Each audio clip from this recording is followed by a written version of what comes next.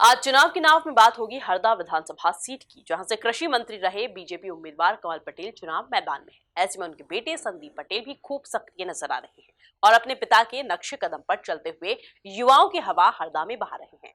आखिर क्या है संदीप पटेल में सियासी संभावनाएं? देखिए एमपी न्यूज के editor in chief doctor Mahendra Singh के साथ ये खास बातचीत। मध्य प्रदेश में अब विधानसभा चुनाव का माहौल परवान चढ़ने लगा है और ऐसे में मध्य प्रदेश का भविष्य तय करने में युवाओं की एक महती भूमिका रहने वाली है। हम हरदा में हैं और हरदा से बीजेपी के उम्मीदवार हैं। प्रदेश की सरकार में कृषि मंत्री भी रहे हैं कमल पटेल। उनके बेटे हैं संदीप पटेल, बहुत जी तोड़ मेहनत कर रहे हैं और हरदा में चुनावी हाल को बदलने में जुटे हुए हैं। दिन रात वो मेहनत कर रहे हैं, किस तरह से पसीना बहा रहे हैं और युवाओं का कितना समर्थन उनके साथ है, आइए बातचीत करते हैं। संदीप जी, हम देख रहे हैं कि ये जो चुनाव है, आप जैसे नए चेहरे युवाओं को लेकर के बहुत आकर्षण का केंद्र बना हुआ है। केंद्र में युवा हैं और आप भी युवा हैं। किस तरह से हरदा के युवाओं के लिए आप कदमताल कर रहे हैं, दिन रात पिता के लिए समर्थन जुटा रहे हैं? युवा का उल्टा करें तो वायु। युवा भारतीय जनता पार्टी की रीढ़ की हड्डी है। हमारी युवा मोर्चा ने सतत 5 साल तक लोगों के काम कराए, जनता के बीच में गए, उनको सरकारी लाभ दिलाए। अभी नव मतदाता, अभी करीब हमारे यहाँ 35,000 वोट नव मतदाता के हैं। हम उनके बीच में जा रहे हैं, युवा मोर्चा अंदर उनके पास जा रहा है। और युवा, मैं 101% कहता हूँ कि 100 युवा में से 90 युवा भारतीय जनता पार्टी के साथ हैं। हमारे नेता नरेंद्र मोदी जी, उनका जो मिशन है उसको पसंद कर रहे हैं और भारतीय जनता पार्टी के साथ में मजबूती से हैं सब युवा। हम हरदा घूमे तो हमने देखा कि आपकी भी लोकप्रियता है। जितना लोग कमल पटेल जी को चाहते हैं उतना ही संदीप जी को भी चाहते हैं और आप यहाँ पर एक अटल खेल महोत्सव करते हैं। कई बार आप कर चुके हैं और कीर्तिमान उसको बनाकर स्थापित करते हैं। बड़े राजनेता भी आते हैं, युवाओं का, खिलाड़ियों का जमावड़ा भी आप लगाते हैं। उसका कितना लाभ आपको इस परीक्षा की घड़ी में मिल रहा है? मैं हरदा का बेटा हूँ। मेरी शिक्षा यहीं से हुई। मेरा बचपन, मैं दूसरी क्लास में था तब मेरे पापा विधायक बन गए थे। मैं सतत लोगों के बीच में, मतलब मैं तो ये कहूँगा कि भारतीय जनता पार्टी का अगर सबसे छोटा कार्यकर्ता जो है तो वो मैं, क्योंकि मैं दूसरी क्लास से भारतीय जनता पार्टी के लिए सतत रैलियों में और इसमें मेरा जाना आना हुआ। मैं जनता के बीच में जाता हूँ, मैं सबको पहचानता हूँ, लोग मुझे पहचानते हैं, बहुत सहजता से मेरे पास आते हैं। मेरे से जितना बनता है मैं करता हूँ। आपने बात की युवा खेल महोत्सव की, मैं आपको बताना चाहता हूँ कि माननीय हमारे नेता कमल जी पटेल जी, उन्होंने कहा कि संदीप, मैं राजनीति में हूँ, तुम हरदा ज़िले के युवाओं के लिए काम करो, समाज सेवा करो। जिन युवाओं को प्रतिभा है और वो कहीं उनको मंच नहीं मिल रहा, कहीं पीछे रह रहे हैं, तो तुम उनका साथ दो, उनको आगे बढ़ाओ। तो हम सतत हर महीने एक कार्यक्रम करते हैं। सांस्कृतिक कार्यक्रम भी होते हैं, हमारा कवि सम्मेलन होता है। हर कवि सम्मेलन में एक हरदा के युवा कवि को, नए कवि को मंच देते हैं। गायन में हमारे बच्चे हैं, उनको मंच नहीं मिलता, तो हम सांस्कृतिक कार्यक्रम कराते हैं, तो हम पहले उनको मौका देते हैं। खेल महोत्सव अटल जी ने गुजरात में चालू किया और उनका आह्वान था कि जो है मतलब भारतीय जनता पार्टी के युवा खेलों के अंदर और इसमें इंटरेस्ट लें और बच्चों को वो कराएं। हरदा स्टेडियम की बहुत हालत ख़राब थी। हमने हमारे पास से एनजीओ से और लोगों से सब करके हमने मिट्टी डलाई, करीब 250 डंपर, और उसको जीर्णोद्धार किया। फिर हमने हमारे नेताजी से कहा कि हमारे यहाँ बच्चों के लिए जो है एक इंडोर स्टेडियम होना चाहिए। पहले हमारे यहाँ हरदा की एक समस्या है कि हरदा में सरकारी ज़मीनें नहीं हैं। पहले भी विक्रम वर्मा जी जब खेल मंत्री थे तो हम लेकर के आए थे, पर एक विवाद के कारण कोर्ट में मामला था तो वो पैसा लैप्स हो गया। अभी हम 15 करोड़ लेकर के आए हैं, अभी इंडोर स्टेडियम बन रहा है। अभी हमने 2 ग्राउंड और तैयार कराएं। बच्चों का बड़ा, जब मैदान पे आते हैं तो उनका एक अलग उत्साह होता है, उसको देख करके मन बहुत अच्छा लगता है, प्रसन्न होता है। मैं आपको बताना चाहता हूँ कि हरदा ज़िला जब संभागीय खेल होते थे तो हमारा हरदा, बैतूल, होशंगाबाद 3 ज़िले हैं, हम सबसे पीछे थे खेल। हमने फिर विचार किया, हमने कमल युवा खेल महोत्सव का आयोजन किया। अटल जी की जयंती 25 दिसंबर से 12 जनवरी 19 दिन हमारा खेल महोत्सव चलता है। पहले साल हम जो है ब्लॉक में और जिला स्तर पे कराया। इस साल जो हमने कराया, हम संकुल तक गए। संकुल का मतलब एक 12वीं तक का स्कूल होता है और उसके अंदर जो छोटे स्कूल होते हैं उसको संकुल 15-20, तो हमने संकुलों पे आयोजन करे 300 गेम के। उसमें जो बच्चे जीत के आए फिर वो आए ब्लॉक में, तो फिर ब्लॉक के अंदर गेम्स हुए और उसमें से फिर प्रतिभा निकल कर ज़िले में आई।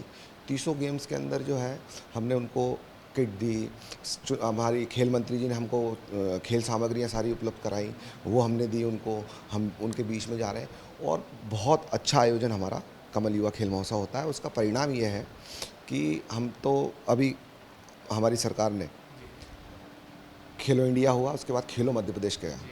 मुझे बताते हुए बड़ी प्रसन्नता है कि हमारे बच्चों ने बहुत अच्छा प्रदर्शन किया। गोल्ड मेडल आए, सिल्वर आए, कांस्य आए। हम 100 मीटर दौड़ में, भाला फेंक में, खो खो में, कबड्डी में, कुश्ती में, आपका टेबल टेनिस में, बैडमिंटन में हमारे बच्चे नंबर 1 पे हैं अभी प्रदेश में। नंबर 1 मतलब फर्स्ट सेकंड थर्ड पे है तो नंबर 1 ही है, और उनको हम सुविधाएं उपलब्ध करा रहे हैं। और निश्चित हमारा जो लक्ष्य है कि हरदा का बेटा एक दिन ओलंपिक में जाए और गोल्ड मेडल लेकर के आए, हम उस लक्ष्य को लेकर के चल रहे हैं। और मुझे पूरा विश्वास है हरदा के बच्चों पे कि हम इसमें सफल होंगे। हो सकता है थोड़ा टाइम लगे, पर हरदा के लिए, हरदा के बच्चे भारत के लिए ओलंपिक में गोल्ड मेडल लेकर के आएंगे। हम ऐसी सुविधाएं और ऐसी चीज़ उनको उपलब्ध करा रहे हैं, और वो भी मेहनत कर रहे हैं। मुझे पूरा विश्वास है कि ये निश्चित तौर पे होगा। और जब हम इस तरह से काम करते हैं जनता के बीच में, युवाओं के बीच में, तो निश्चित रूप से वो जुड़ेंगे, उनको अच्छा लगता है। और मैं फिर आपने जो कहा कि आप नेता, मैं नेता नहीं, मैं हरदा का बेटा हूँ।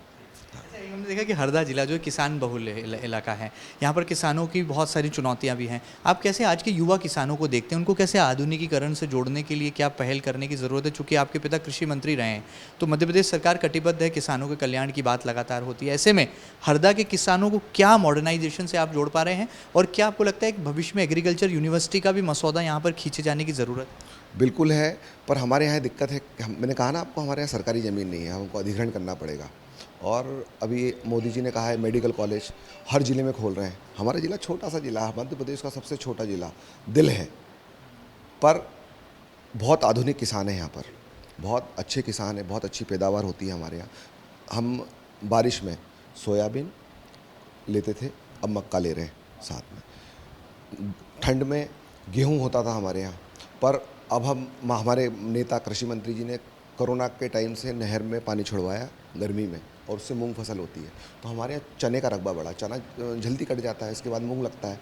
तो हमारे यहाँ आधा आधा गेहूँ चना, फिर कुछ लोग जो है धान पे भी जा रहे हैं, कुछ लोग जो है मक्का भी लगा रहे हैं। गर्मी में पूरा मूंग हो रहा है।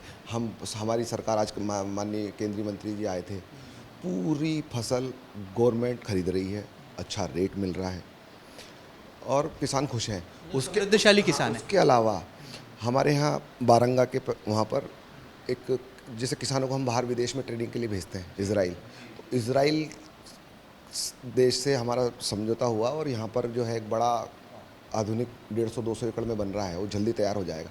तो हमारे किसानों को बाहर जाने की ज़रूरत नहीं है, यहाँ ट्रेनिंग लेंगे। और यहाँ ट्रेनिंग सिर्फ हरदा के किसान नहीं लेंगे, पूरे प्रदेश के किसान और बाहर से किसान आएंगे और वो यहाँ ट्रेनिंग लेंगे। उनको आधुनिकता कि कैसे हमको ड्रिप का और इसका सारा ट्रेनिंग उनको, और युवा अब खेती युवा कर रहा है। और हमारे यहाँ मिर्ची बहुत अच्छी हो रही है, हमारे यहाँ सब्जियाँ बहुत अच्छी हो रही हैं। तो हम उसके लिए सतत हमारे मंत्री जी, नेताजी लगे हैं, और किसान हमारे यहाँ का बहुत संपन्न है। हमारे यहाँ बड़े किसान ज़्यादा हैं, छोटे कम हैं। और छोटे किसानों के लिए जो मोदी जी ने राशि दे रहे हैं, उससे उनका बहुत अच्छा हो गया। मतलब उनको जो लागत लगती थी, वो लागत मोदी जी और हमारे शिवराज जी दे रहे हैं 12,000 के रूप में।